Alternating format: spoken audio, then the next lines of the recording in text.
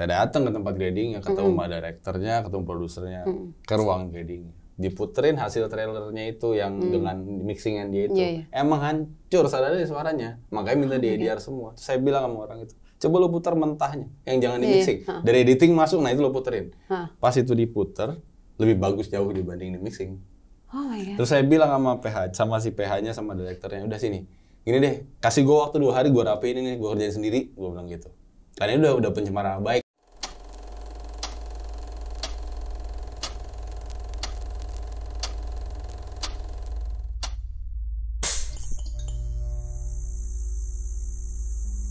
Three, two, one, action.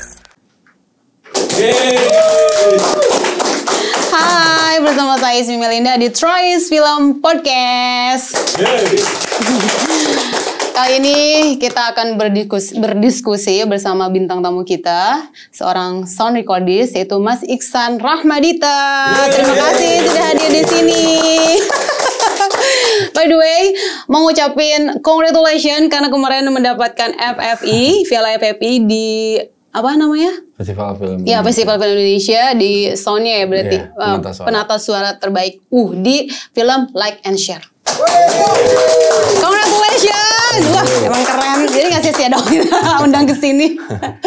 Itu boleh nggak sih ceritain gimana sih awal-awalnya? Ini klasik banget sih. Pertama-tama ya pasti harus menceritakan gimana Mas Iksan tiba-tiba ada jadi sound gitu ya. Apa emang suka mendengarkan suara-suara gitu? Kalau awalnya tuh sebenarnya main musik. Aku tuh main musik. Emang hobi musik lah. Terus kalau SMA tuh pengen kuliah, sebenarnya pengennya ngambil audio. Nggak pikiran buat film ya. Lebih kepikiran tuh buat musik audio ya. Nggak pernah kepikiran syuting di film lah. Berarti kuliah di? IKJ. Kebetulan yang ada IKJ gitu. Iya, karena seni-seni kan. Tempat tapi yang ada audionya IKJ. Ada sih daftar universitas yang lain yang kayak jadi psikologi apalah gitu. Cuman akhirnya karena keterima di IKJ ya saya ambil itu. Ambil itu jadi sound. Awal juga wah ini ternyata soundnya jadi film nih. Nggak tahu juga karena awalnya nggak mikir pengen jadi soundman film. Oh gitu. Jadi awalnya gimana tuh akhirnya mendapatkan kayak tawaran mau nggak jadi soundman atau apa gitu? Itu panjang sekali perjalanan. Ya nggak apa-apa, ceritain aja. Sampai dapet tawaran film tuh. Nggak apa-apa, ceritain aja. Kalau panjang kita nggak tahu. Karena kebanyakan orang-orang kan mungkin belum tahu ya. Kayak gimana sih kerjanya sound recordist ini gitu. Karena mungkin orang-orang penonton terutama ya cuman nonton aja gitu, nggak tahu kan di baliknya seperti apa gitu. Jadi habis masuk dari KJ itu lulus, kelar kuliah juga kita nggak langsung kerja ya, maksudnya nggak dapet karena kan freelance, maksudnya saya nggak ngelamar ke TV mana-mana, nggak apa gitu. Jadi berjalannya tuh ada dari kenalan-kenalan dulu nih, bikinnya juga kayak mungkin kayak interview, terus kayak company profile yang begitu-begitu. Iya. Belum film lah. Ada film pendek kayak bersama teman-teman kita bikinnya film pendek masuk festival gitu. Awal dari situ. Iya. Belajar terus sampai kesempatan film pertama itu saya megang sendiri tahun 2008. 2008. Berarti udah berapa tahun tuh sekarang? 15. Film pertama itu filmnya Jenar Maesa Ayu. Oh, Ibu Jenar ya. Saya monyet. Aku tahu lagi. Iya. Itu film pertama aku. Iya, itu keren. Dari situ berjalan ya mungkin setahun satu film, habis kita nganggur lama gitu kan, gak ada yang tahu juga kan. Terus sampai akhirnya 2011 tuh gong ya, 2011 tuh Piala FFI pertama saya. 2011. Oh berarti memang sebelumnya sudah dapat piala ya? Udah, ini yang ketiga kemarin. Wow, luar biasa. Terus. Sudah dari situ ya mulai membaik lah. Maksudnya pekerjaan syutingnya mulai lebih sering aja, mulai lebih banyak. Akhirnya oh ya, waktu saya ngambil film itu sebenarnya saya nggak, karena kerjaan cuma setahun satu, kerjaan saya yang lain itu saya main biliar. Saya sempat jadi atlet biliar. Oh gitu? Jadi, kok bisa? Iya karena kerjanya jarang-jarang, jadi kita cari yang lain buat dikerjain kan. Tapi kenapa jadi dari kayak audio ke biliar gitu? Kalau bilang dari zaman SMA saya udah main. Oh gitu, dari zaman SMA hobi kebetulan ke bawahnya bener aja. Maksudnya ke bawah itu masuk ke klub, masuk ke Plata dan seterusnya. Sempat jadi atlet berarti? Iya main. Terus habis itu pas udah filmnya sering ya gantung stick lah, kita syuting terus sekarang. Asik, gantung stick bahasanya. Udah sekarang udah tinggal sound ya kan, ngerjain sound segala macam. Biarnya hobi-hobi aja. Oke. Kalau misalkan belajar audio gitu sih mulai dari mana? Apanya dari mana? Belajarnya gitu. Kayak misalkan kok bisa tahu ya maksudnya tentang sound kayak gimana itu dari IKJ emang pembelajarannya apa gimana sih? Atau dari musiknya dari IKJ dulu? sih belajar. Dari IKJ sebenarnya lebih belajarnya itu lebih sound untuk film. Jadi lebih ke teoritis lah. Film itu soundnya ada A, I, U, E, O gitu. Banyak, tapi bukan teknis. Teknis itu kita nggak, di IKJ belajar teknis tapi nggak dalam lah. Pendalaman teknisnya kalau saya pribadi itu lebih banyak dari nanya, internet, nanya forum. Oh gitu. Begitu-begitu. Bikin kayak forum gitu ya? Iya. Nah, gongnya itu saya soundnya jadi maksudnya secara teknis jadi lebih bisa apa ya? Lebih banyak update. Itu setelah saya mencoba untuk endorsement equipment. Jadi waktu saya syuting kan equipment kita bisa sewa ya, sewa atau beli dan kadang kebutuhannya melebihi alat yang kita punya. Kayak ini nggak cukup, gue alatnya kayak gini, syutingnya riweh gitu, wah ini harus beli budgetnya mahal banget, itu kayak nggak nyampe. Waktu itu film Night Come For Us-nya Netflix, originalnya Netflix pertama kali itu. Ngelihat spek dari Netflixnya saya bilang, wah ini kalau alat kayak gini kita nggak ada nih. Iya soalnya kan banyak action dan lain-lain gitu, itu pakai juga apa memang ada trik khusus? Pakai juga. Itu pakai apa ya kalau misalnya kayak action gitu? Pakai wireless juga, pakai boom juga. Cuman emang wirelessnya placement wirelessnya harus kita atur supaya gak gesek-gesek tuh itu bisa. Oh, bukan yang berbeda gitu, tapi sama wirelessnya yang biasa dipakai sama yang beda. Beda. Oh, itu apa kayak gimana tuh bedanya? Jadi dia apa ya? Mic-nya lebih kecil. Terus nggak terlalu gampang gresek-gresek sama baju itu, dia nggak sekenceng yang biasanya lah suara gresek-greseknya. Kalau itu alatnya berarti Indonesia udah punya apa kita harus kayak beli dari luar? Sekarang akhirnya udah ada. Udah ada. Jadi waktu saya mau jalan itu, saya coba ngirim email ke salah satu brand, minta endorsement ke mereka, tapi dengan syarat kayak gini nih, filmnya ini, bla bla bla. Dan mereka untungnya mereka responnya bagus. Saya dikirim untuk ketemu di distributornya di Singapura. Saya ketemu sana, jadi syuting itu full equipment di-support dari mereka. Oh, berarti alat-alat semuanya dari full mereka? Full support. Dan itu pertama kali alat itu masuk ke Indonesia dari situ. Oh, dari situ udah dari sekarang jadi mulai banyak yang pakai. Karena kan udah emang harus ke situ arahnya. Ya enak banget ya kalau begitu. Dan emang siapa sih yang nggak mau naik Come For Us juga banyak bintangnya juga kan. Dan ceritanya juga bagus gitu. Terus kalau job desk-nya sound recordist tuh kayak apa aja sih? Maksudnya ada beberapa tim kan kayak yang pegang boomer itu termasuk juga kan. Nah itu job desk-nya apa aja? Secara tim tuh isinya paling sound recordist. Ada satu boom operator. Boom operator tuh yang megang stick boom pakai megang boom gitu. Satu lagi tuh yang ngurusin wireless. Dia biasanya urusannya sama masang wireless dan lain-lain. Ribut sama pemain. Tar dulu ini hubungan dia dengan wardrobe dan pemain. Iya. Satu lagi biasanya kalau saya ada berempat. Satu lagi tuh untuk urusan utility. Utility itu hanya untuk ngerapin barang, ngeset barang, naruh barang di mana aja. Karena bentuknya alat sound itu kan kecil-kecil ya. Perintilan semua. Jadi ada satu orang yang emang ngurusin itu. Kita minta itu ada, kita minta itu ada. Oke. Berarti total berapa orang tuh harusnya? 4 maksimum kalau saya. Satu film itu? Oke. Jadi kerjaan 4 orang itu? Siap. Hah? Ada? 4 orang tapi keren katanya. Selain sound recordist, pernah pegang Foley dan mixing juga ya? Gimana tuh perbedaannya? Ini Foley dan mixing itu sebelum saya fokus jadi sound recordist di film. Jadi waktu awal dulu kan kita mainnya film pendek. Gitu-gitu ya. Sempat ada film pendek, kalau tahu filmnya Mo Brothers. Yang mana? Rumah Dara. Tahu. Nah itu pertama kali. Siapa sih yang nggak tahu? Filmnya keren-keren banget lagi. Nah itu pertama kalinya Mo Brothers datang. Pertama kali saya juga ketemu dan kolaborasi bareng mereka tuh di Rumah Dara. Di film itu yang mixing saya sendiri. Film pendeknya itu. Jadi saya lapangannya, saya juga yang mixing lah film itu. Wow. Awalnya itu tuh mixing film pendek yang ya dibawa ke festival dan lain-lain. Terus dari situ kan kebetulan ini perjalanan ya, kebetulan si Timo itu kenal dengan Gerard. Ketemu Gerard waktu Gerard datang. Gerard nanya sama Timo, gue butuh orang mixing dong buat bikin trailer Merantau. Oh akhirnya dari situ? Dari situ aku ditelepon suruh ngerjain Foley buat Merantau. Jadi semua film Merantau tuh gebuk-gebukannya dan lain-lain itu yang bikin aku sama orang Thailand berdua. Oh, kalau kayak itu ngerjainnya kayak gimana sih? Maksudnya? Kita ngerekam suara kayak misalnya ada suara gelas, kita rekam suara gelas bunyi. Suara gebuk-gebukan kita pikirin gimana caranya ya ini bunyinya enaknya pakai apa ya gitu, kita rekam. Nggak gebuk sendiri kan? Jedeng gitu. Kali aja pengen real gitu. Itu ngerjainnya di bawah itu masih di kamar di rumah. Bikinnya gitu? Di rumah saya pakai alat, pakai DAW, masih pakai komputer, pakai alat rekam, pakai mic kita rekam, cocokin, pasang di gambarnya. Oh ini cocok nih, oke. Bukan di studio beneran, kerjain di rumah, di finalize-nya di Thailand, sama ada orang supervisinya orang Thailand. Oh oke. Untuk film merantau gitu. Wow, ternyata susah juga ya. Harus cocokin, cari alat-alatnya gitu kan. Karena dia nggak ada pakemnya, maksudnya bunyi. Dia di film merantau tuh ada gini, ada dia ngelempar tabung gas. Tapi tabung gas itu kan mock up. Maksudnya palsu gitu. Jadi dilempar ya nggak ada bunyinya kan dia karet. Pasti, Nah saya harus ngerekam bikin bunyi itu kan intinya. Gitu.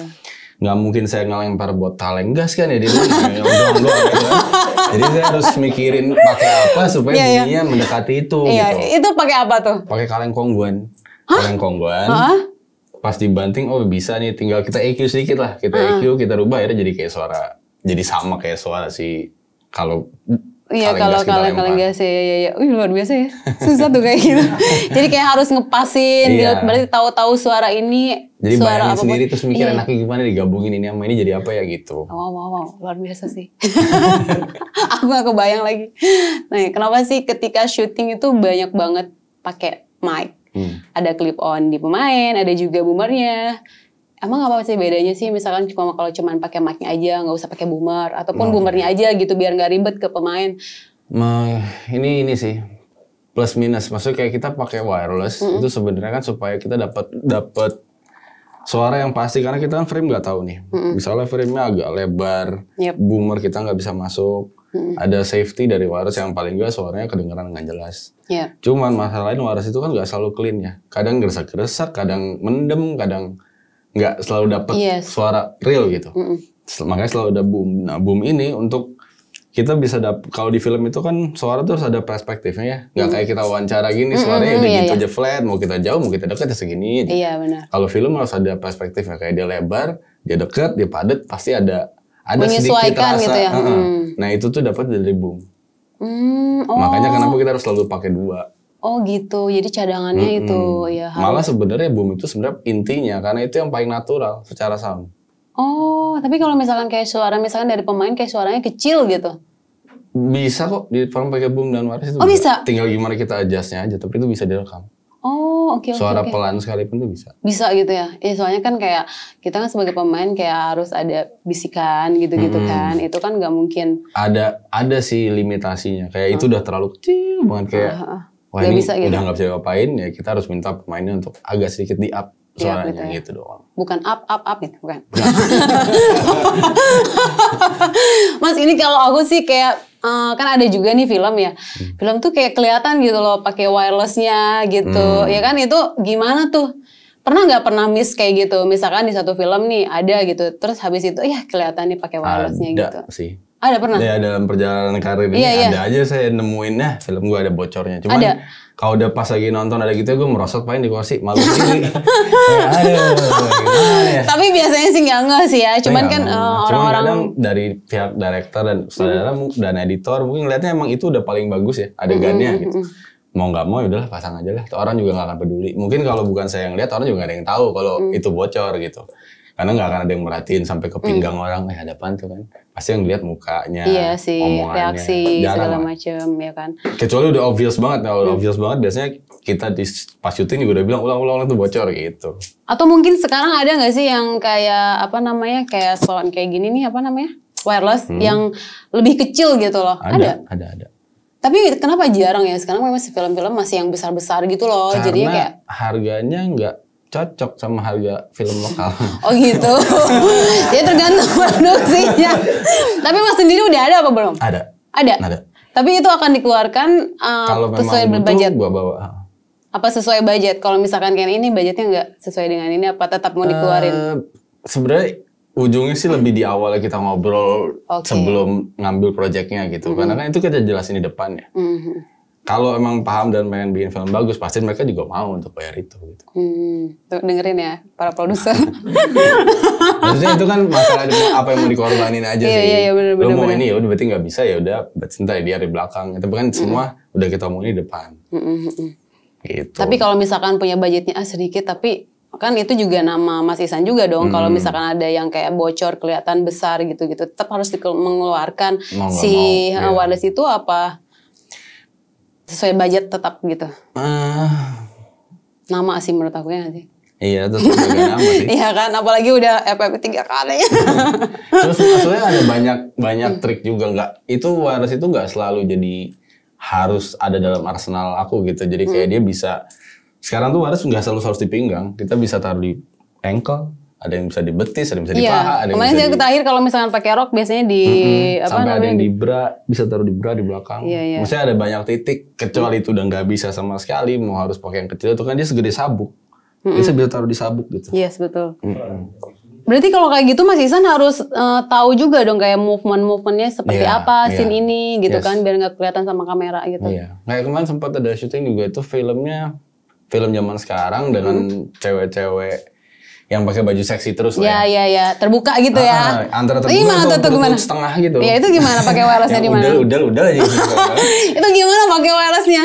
Itu harusnya antara lari ke BH. Jadi nggak ada kabelnya dari BH langsung ke sini gitu mic-nya. Atau kita ke ankle kalau dia pakai celana yang ketat banget tuh, kayak celana-celana training itu. Kan nempel banget tuh press. Itu di kaki di sini nih dekat mata kaki.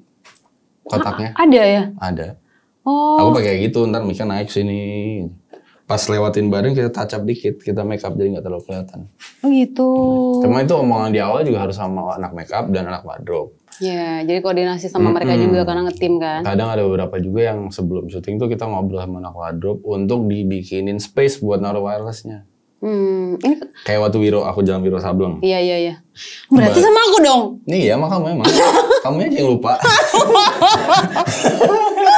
Aduh ya. Terus kan bajunya begitu tuh. Iya. Kayak bajunya si pemeran utamanya, si Wironya. iya. Kan dia udah pasti harus Ketat gitu kan. ketat. Terus, jadi dari awal kita udah lihat nih mau naruh. Waktu mereka meeting wardrobe kita udah ada untuk minta dibikinin space di bagian tertentu untuk kita naruh mic.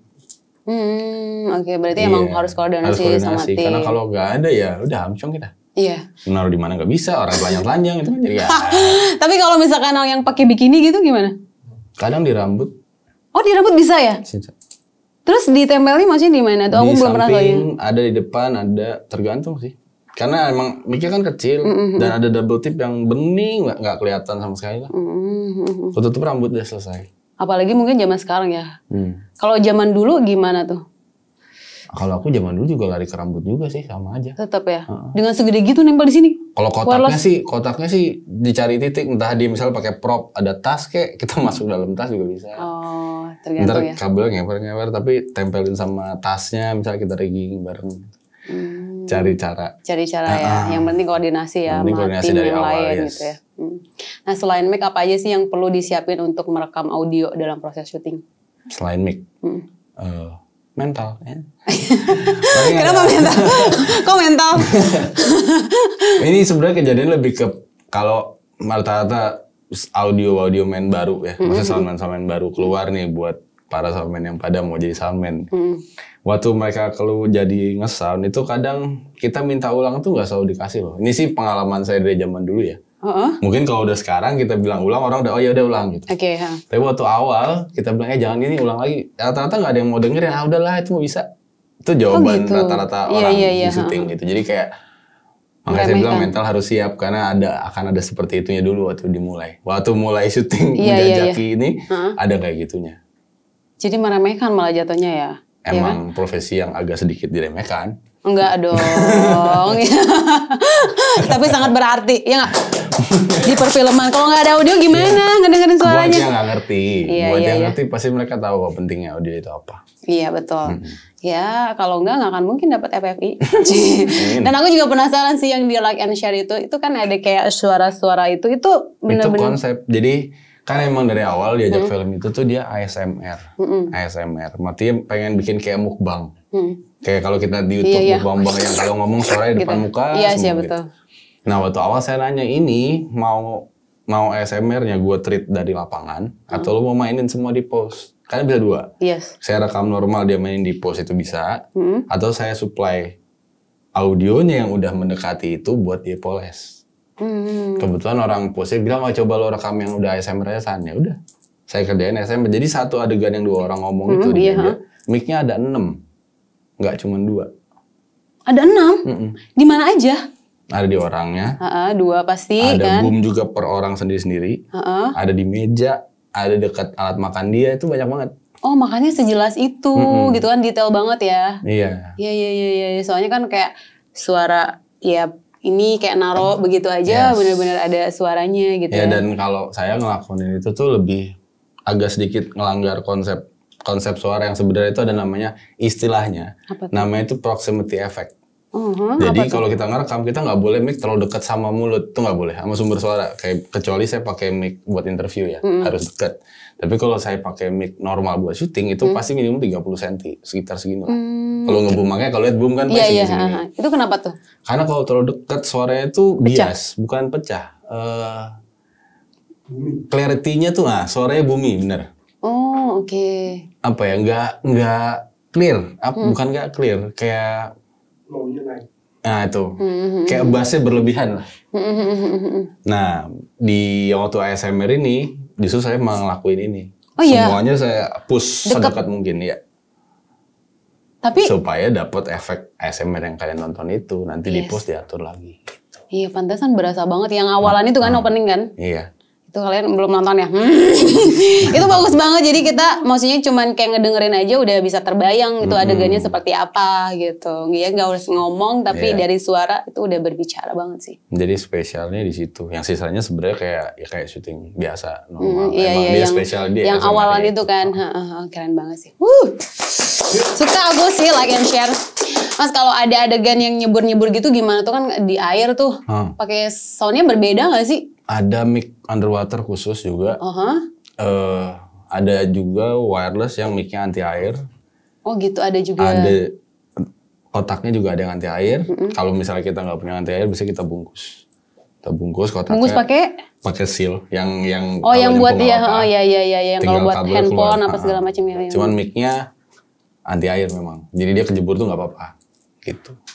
Ada alatnya khusus gitu ya. Alat khusus. Terus tantangan yang ketika merekam audio di lokasi syuting apa? Misalkan ada suara apa, terus tiba-tiba. Yang paling susah sih selama ini kalau saya syuting di Indo itu tenang. Untuk tenang susah banget. Iya karena banyak ini ya. Karena semua kayak dibilang tenang tuh tetap berbunyi, kayak nggak bisa tenang aja gitu, kayak tenang sebentar tetap berisik. Krunya berarti ya? Lagi tenang ada yang jatuh lah, ada yang apalah gitu. Iya. Bisik-bisik lah maksudnya. Iya. Itu kedengeran banget berarti ya, kayak gitu juga ngaruh. Kalau sepi banget ya kedengeran kan tetap. Ngaruh-ngaruh ya. Jadi ya itu yang paling sulit sih. Itu sama yang kalau kita nggak kayak syuting di pinggir jalan nggak bisa diblok, ya standar lah. Itu pesawat lewat, masjid terutama di Jakarta ya. Masjid Indonesia pasti masjid lah. Iya pasti. Sebelah masjid, sebelah sini masjid ya kan. Karena kan ada azan, ada pengajian, kadang kita nggak tahu kapan. Betul. Gitulah. Iya, azannya juga beda-beda, RTA, BCM. Kalau di Kroyok bisa ganti-gantian kan. Iya. Banyak gitu. Itu berarti ya.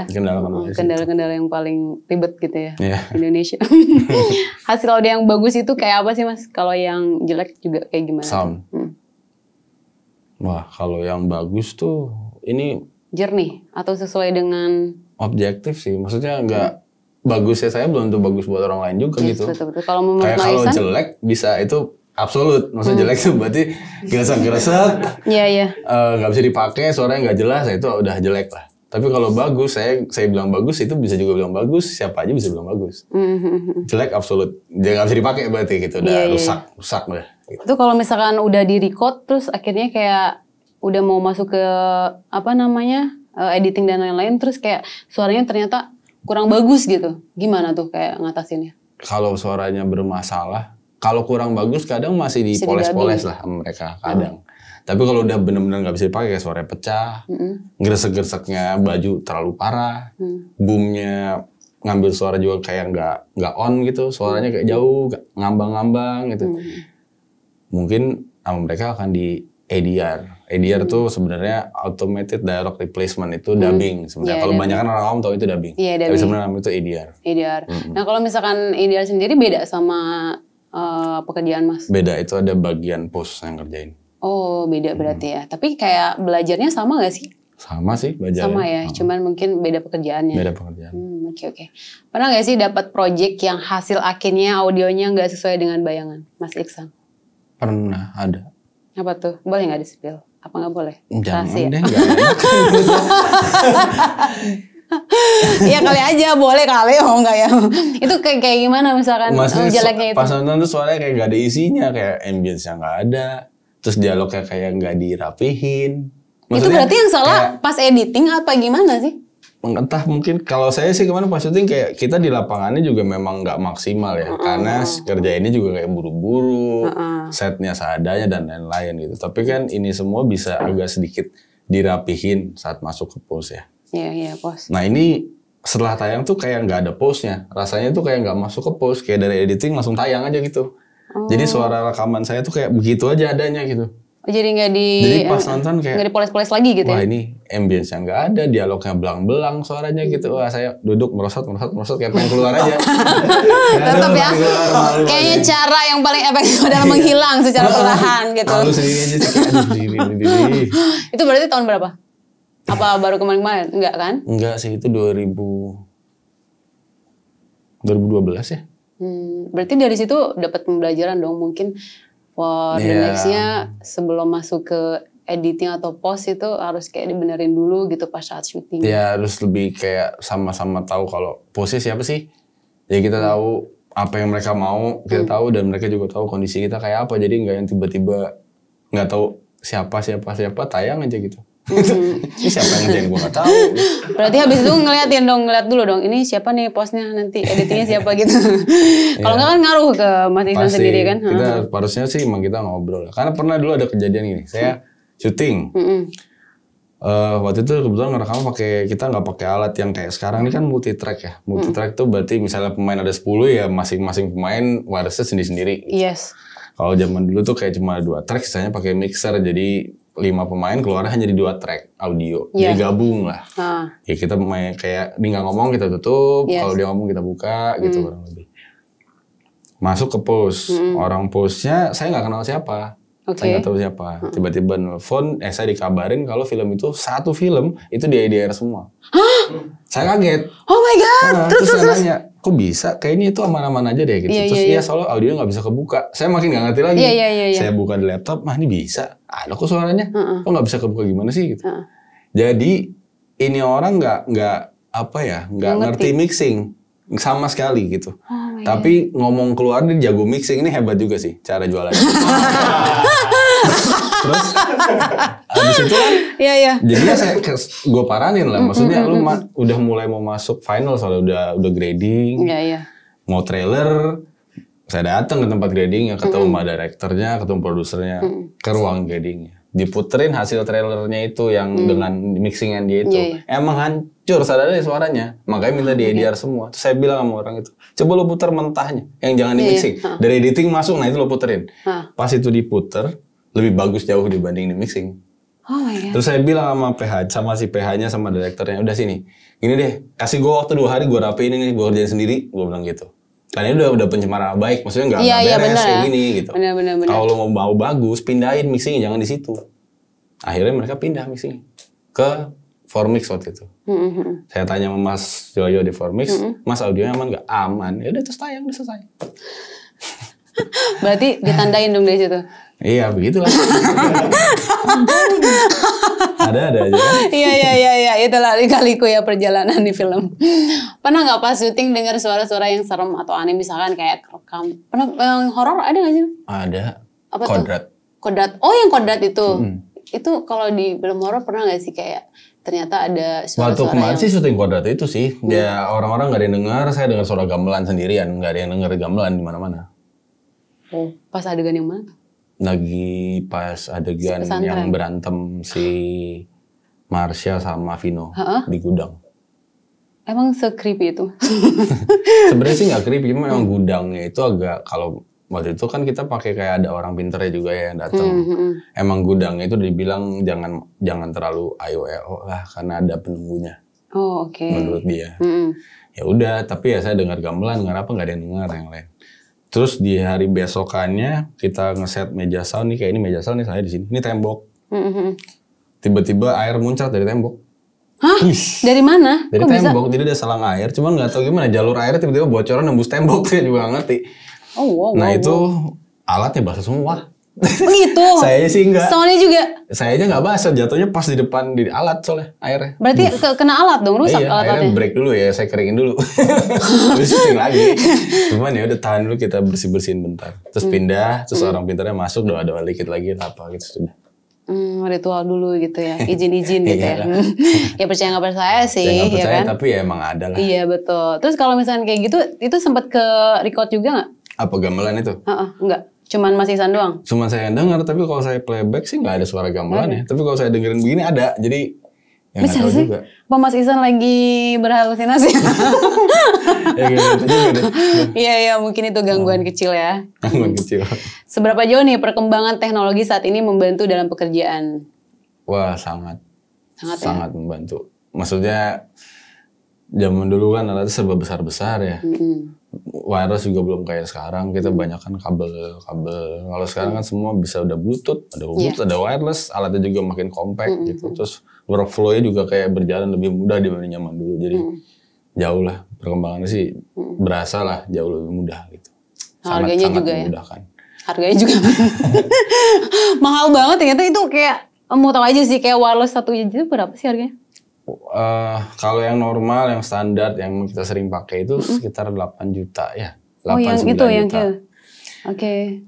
Itu udah sama satu set sama mic-nya dan lain-lain. Ada wireless lain yang saya pakai itu, dia satu set itu 120-an Apanya harganya? juta ya. Ya kayak gimana? Itu belum termasuk mic-nya ya. Oh gitu. Mic-nya Jadi beli yang lagi kecil terpisah. itu Jadi sekecil hanya apa? kotaknya, kotak, sama receivernya. Oh Nggak gitu. ada. Kenapa itu mahal banget? Itu apa sih? Maksudnya yang kelebihan? Apa ya? Dia punya frekuensinya tuh lebar banget. Kita bisa milih mau jalan di frekuensi mana untuk syuting gitu. Jadi nggak ada wah nabrak-nabrak nih apa segala macam, bisa cari. Ada dynamic range-nya juga lebar. Artinya tuh kayak dia nerima untuk orang teriak itu jauh lah. Untuk pecah di alat itu ya. Jadi kita bisa ngomong lebih kencang itu dia masih nggak apa-apa. Oh gitu. Alat itu. Oh jadi ya udah kayak ngedit di dalam Iya. itu kali ya. Jadi suaranya udah menyesuaikan gitu ya. Terus powernya power jaraknya kayak bisa jauh lah. Orangnya di mana, kita di mana nyampe, karena si receiver ini punya power yang lumayan besar untuk supaya jaraknya nggak terlalu deket-deket gitu. Wow. Lebih kayak gitu sih. Iya. Itu pernah di film apa tuh yang dipakai? Night Come For Us pakai Wiro dari Berarti udah lama ya? Dan Come For Us kesini saya pakai itu terus sih. Oh wow, iya. Lumayan ya kalau hilang satu. Oke, menurut Mas Ihsan, film luar yang bagus dari sisi produksi audionya apa? Selain Night Come For Us. Itu kayaknya juga udah mendunia sih soalnya. Film luar ya? Iya. Banyak ya kayaknya ya. Banyak sih sebenarnya. Salah Tapi satu yang keren tuh yang baru-baru ini Top Gun tuh keren. Iya. Terus kalau yang sebelumnya ada Les Miserables musikal. Itu juga keren. Gitu ya. Secara audio ya, itu keren. Top Gun ya, Top Gun ya, ya sih. Kerasa gitu ya soundnya ya. Lebih konsep audionya mereka sih bagus ya. Maksudnya Top Gun itu kan suara pecah-pecahnya jet aja ada. Kayak direkam dan disajiin ke kita nonton gitu. Terus kalau Les Miserables musikal, tapi ya kerennya karena dia live, musiknya tuh live main saat syuting. Oh gitu? Wah baru tahu tuh. Makanya pemainnya tuh kayak dia mau nyanyi kapan aja monggo, nggak ada dia mau dari dialog tiba-tiba nyanyi terus dialog lagi, itu bisa karena yang main musiknya onset, ngiringin pakai earpiece kecil semua pemainnya. Gila. Makanya keren filmnya, dia bisa kayak gitu. Iya. Karena dia bukan playback, di playback musik nyanyi, enggak. Ke Indonesia sih agak susah. Dan Indonesia sih jarang sih musikal ya. Iya. Terakhir ya Serena 2 itu Serena ya. 2. Pengen bikin musikal kalau mereka mau bikin dengan kayak gitu. Iya. Saya mau banget musikal. Iya. Mungkin ada produser yang mau dengan budget musikal soalnya mahal banget Jadi ya mahal kan. karena Iya, jadi betul. emang jatuhnya tuh audionya jadi mahal. Yes, kalau mau benar. bikin bener. Kalau mau kita pakai sistem playback ya normal aja, standar kita syutingnya kan. Iya, benar, Cuma benar. dong playback. Tapi kalau mau bikin yang real life on set rekam, berarti pemainnya juga harus bener. Oh, yes, benar. Karena harus nyanyinya juga harus bagus semua, kayak gitu-gitu. Live semua Live ya. semua. Benar-benar. Kalau ada kesempatan di kemudian hari, Mas Ihsan pengen ngerjain project seperti apa? Menantang dari sisi audio. Ya tadi mungkin ya musikal ya? Musikal sih salah satu yang menantang tuh, musikal. Sama yang main-main laut ya, yang main-main air lah pokoknya syutingnya. Berarti itu semua. Pengen nyemplung ke yang kayak gitu-gitu aja, kayak bikin film yang seperti itu aja. Tapi memang audionya memang beda juga, kan ada juga memang wireless yang memang untuk di air. Itu kan air yang di laut kan beda kan? Ya air asin. Iya, maksudnya itu gimana jadinya? Maksudnya pakai wireless yang berbeda kah? Apa emang ada Enggak khusus? sih, enggak, sama aja. Itu nggak ngaruh? Enggak ngaruh, cuman emang itu dia, makanya kayak challenge-nya itu justru menjaga supaya barang-barangnya tetap aman selama syuting gitu. Yang harganya 120 juta itu. Ya, pasti agak susah. Karena kalau gunung saya udah gitu, syuting sampai Gunung Rinjani waktu itu sampai ke atas juga udah. Oh, yang film apa tuh? Yang Rinjani itu. Apa judulnya ya? Kebanyakan ya Mas Ihsan. Saya lupa judulnya. Itu lah Pokoknya syutingnya itu ke gunung kita. Apa judulnya, dari Rinjani-Rinjaninya sih judulnya. Emang kita syutingnya itu di gunung itu, jadi kita naik sampai puncak, syuting di puncak, naik lumayan lah, naik gunung tertinggi bawah alat itu udah lumayan challenging juga. PR ya. Cuman ya seru lah. Iya. Lalu belum. Bener. Mungkin next ada produser yang menjanjikan gak sih Mas kalau menjadi profesi ini? Menjanjikan gak sih dari segi apa? waktu? Apa punya profesi lain? Menjanjikan sih sebenarnya, Kalau menjanjikan, kalau misalnya semua berpikiran untuk maju bareng-bareng ya menjanjikan. Wes, bener. Tapi kalau yang satu ya udahlah gue makan, yang penting gue makan, yang satu mikirnya nggak boleh ngambil karena kemurahan, ya udah kita akhirnya nggak maju-maju. Tapi kalau semua yang mikirnya kita majuin ini bareng-bareng, sebenarnya menjanjikan profesi ini. Bener. Gitu. Kalau Mas Ihsan sendiri kalau ngambil project ngeliat dari apanya tuh? Cerita sih yang pasti pertama. Cerita. Lihat ceritanya dulu, sama menyesuaikan yang dibutuhin cerita itu sama yang bisa saya kasih itu apa. Kalau yang saya kasih, yang bisa dikasih begini, yang dibutuhin cerita sesuai cerita segitu, tapi dia maunya di bawah ini, jangan saya. Yes. Gitu. Ya. Idealis juga berarti ya? Harus ada idealisnya lah. Oh ya? Seru. Sedikit harus ada. Iya benar. Karena kalau enggak kita jadi apa ya istilahnya saya nyebutnya, kayak ikan paus, semuanya kita seruduk. Mau harusnya itu bukan jatahnya orang lain gitu.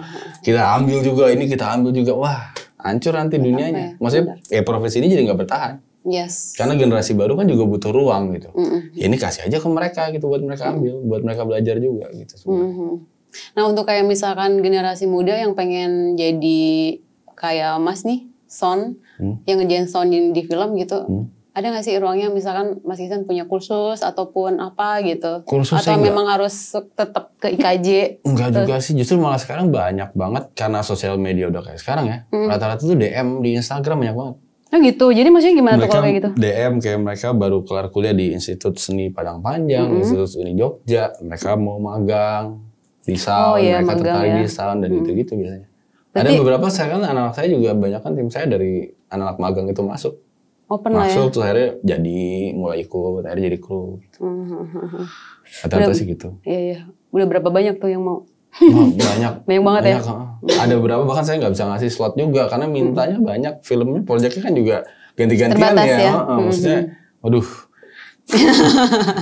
Ada yang emang wah ini kayaknya dari kita ngobrol kelihatan kayaknya oke nih udah ikut gitu. Oke nih terakhir nih. Kapan terakhir nonton film? Tapi beli tiket sendiri dari uang hasil gaji sound recording. Itu terakhir tuh itu. Tapi film Indonesia ya? Iya. Nanti kita cerita tentang hari ini. Oh. Itu film yang saya nonton sendiri, bayar sendiri lah. Iya. Kenapa memilih film itu? Tertarik aja sama dia punya trailernya, kayak ceritanya seru nih, kayak coba yuk nonton. Tentang gitu. keluarga ya. Yang lainnya sih sebenarnya yang lainnya pengen nonton cuma nggak sempat aja ya. Iya sibuk sekali ya. Alhamdulillah. Atau kira mau nonton ada film lain yang lebih pengen ditonton jadi nonton yang lain. Oke, boleh nggak disepil nih untuk project ke depannya sedang ngerjain film apa? Ada project sama apa ya? Ini kayaknya nggak boleh ya? Boleh gue mention nggak sih? Terserah sih. Kalau mau silakan, kalau nggak juga nggak apa-apa. Ada project sama dari Itali lah. Kita bikin film buat film Itali gitu tentang bola. Oh oke. Jadi syutingnya tuh di Bali dan di Itali nanti. Berarti kerjasama sama luar ya? Sama Itali. Nama PH Itali. Gimana tuh rasanya maksudnya sama kerjasama sama luar? Enak sih.